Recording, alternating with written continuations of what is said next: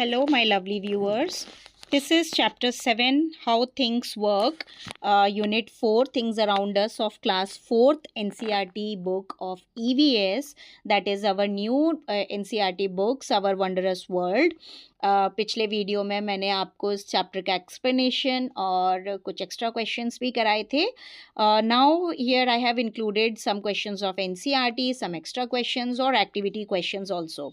Let's take first question. What happens when a coin spin. क्या होता है जब कॉइन स्पिन करता है? When a coin spin it slow down, shake and stop because it loses balance. What make a square spinner appear circular when spin quickly. जब हम किसी भी स्क्वायर पेपर को, स्क्वायर कार्डबोर्ड को स्पिन करते हैं तो उसका जो है वो सर्कुलर क्यों दिखने लगता है जबकि उसका शेप तो स्क्वायर है. तो क्या होता है? Due to blur image. वो जब हम उसे तेज स्पन करते हैं तो जो उसके एजेस हैं वो ब्लर हो जाते हैं और वो हमें सर्कुलर दिखने लगता है. What is the primary factor that influences whether an object float और सिंक. क्या होगा प्राइमरी फैक्टर? तो प्राइमरी फैक्टर होगा वेट. जो आपका अगर हैवी वेट है तो वो डूब जाएगा और अगर लाइट वेट ऑब्जेक्ट है तो वो तैरती रहेगी. What is charkha used for? A charkha used to twist cotton into thread. Okay. How does the charkha work and what is its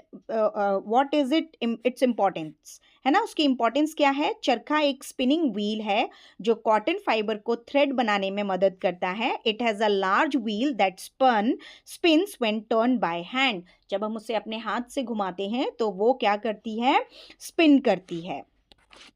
What do you mean by floating and sinking? Give some examples of floating and sinking object. Floating का मतलब होता है the ability of an object to remain on the surface of water, जैसे thermocol, leaf, wax और lemon, है ना. When an object goes into the water, it is called sinking. Because example है coin, marble, spoon, candle, potato. जो भी चीज़ें भारी हैं वो सभी डूब जाएंगी.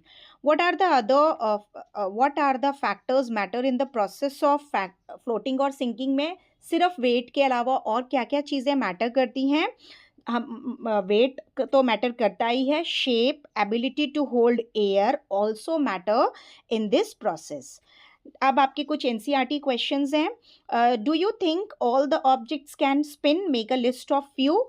No, not all objects can spin. Some of a few objects that can spin are top, coin, bangle, wheel, fan, ball. Okay, collect the object, mention the table given below, spin, observe them and complete the table. ये आपका एक table था बेटा. इसमें आपको लिखना है आपने क्या ऑब्जर्व किया, फिर आपको क्या इसमें नया लगा और क्या आपने सोचा. जैसे कॉइन के लिए as it slow down it begins to shake. Why it start to shake at it slow down, है ना. क्यों वो शेक करने लगा जैसे जैसे वो धीरे हो रहा था? तो आपने क्यों लिखा? क्योंकि उसका बैलेंस खत्म, लॉस हो रहा था, है ना, वो अपना बैलेंस खो रहा था. एज टाइम पासिस उसका साउंड कैसा लगा? Why the sound changes? The sound changes because spin slower. क्योंकि अब वो धीरे धीरे स्लो होने लगा था इसीलिए उसका साउंड बदलने लगा. Pencil, it vowel and fall quickly. वो नहीं घूमेगी, भड़बड़ा के गिर पड़ेगी. Why does not it spin for long. क्यों नहीं वो, क्या वंडर होगा उसमें? हम क्या सोचेंगे कि वो क्यों देर तक नहीं स्पिन हुई. It's not round. क्योंकि वो राउंड नहीं है so it can not spin. It does not spin, just fall. पत्थर क्यों नहीं घूमेगा? वाई? क्योंकि वो क्या है, बहुत ही, इट इज़ नॉट फ्लैट और राउंड. क्योंकि वो इनफ राउंड भी नहीं है और फ्लैट भी नहीं है. अब आपका वुडन स्पिन है, वो स्मूथली और बहुत लंबे समय तक स्पन करेगा. How does it stay balance? उसमें ज़्यादा समय तक बैलेंस क्यों रहा? क्योंकि वो राउंड भी है and has a point two balance. और उसका नीचे की तरफ एक चोंच सी है, एक नेल जैसी रहती है जिसकी वजह से उसका बैलेंस बना रहता है और वो देर तक स्पिन करता है. इरेजर भी नहीं घूमेगी, वो भी वॉबल्स होगी और क्विकली स्टॉप हो जाएगी. तो हम सोचेंगे कि वो क्यों ऐसा हुआ? क्योंकि वो स्क्वायर है और हैवी भी है. ठीक है. नेक्स्ट आपको एक इसी तरह का क्वेश्चन है. Change in the spinner. उसको आपको स्पिन में चेंज करना है। व्हाट डू यू ऑब्जर्व, आपने क्या ऑब्जर्व किया? अगर आपने टूथपिक बीच में डाली थी तो वो स्पिन करेगी, स्मूथली स्पिन करेगी और सीधी रहेगी, है ना। जबकि अब आप सेंटर से थोड़ा दूर अगर टूथपिक को डालेंगे तो वो बिल्कुल स्पिन नहीं करेगा, क्योंकि उसका बैलेंस ही नहीं बनेगा, वो वॉबल्स होगा और फिर क्विकली फॉल कर जाएगा। स्क्वायर स्पिनर में आप अगर बीच में डालोगे तो वो सर्कुलर दिखाई देगा, उसके एजेस ब्लर हो जाएंगे जब हम उसे तेज स्पिन करेंगे। Circular spinner with circular mark on its body, तो वो भी स्पिन करेगा, the marks blur when it spin fast, okay. And और अगर कोई है तो आप ट्रायंगुलर स्पिनर को भी देख सकते हैं, वो भी क्या होगा, वॉबल करके गिर जाएगा।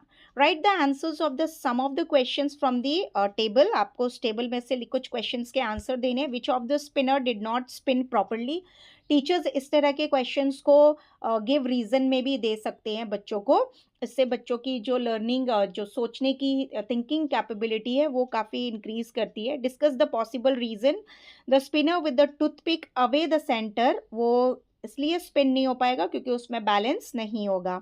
Spinner need the toothpick in the centre to spin well. Have you noticed the position of the hole in the first two spinner? Did this difference in the position of the hole make a difference? Yes. उनका जो बीच में हमने उसमें whole किया है उसी की वजह से डिफरेंस आया है उनके स्पिनिंग में, क्योंकि जो सेंटर में है वो बैलेंस बना रहा है और जब हम उस होल को साइड में कर देंगे तो वो बैलेंस नहीं बना पाएगा और वॉबल्ड होकर के गिर जाएगा। यहाँ पे आपको हैवी और लाइट की एक एक्टिविटी दी हुई है। आयरन नेल कैसा होगा, तो इसे आप लोग रीड कर लेना। I am not going to read this.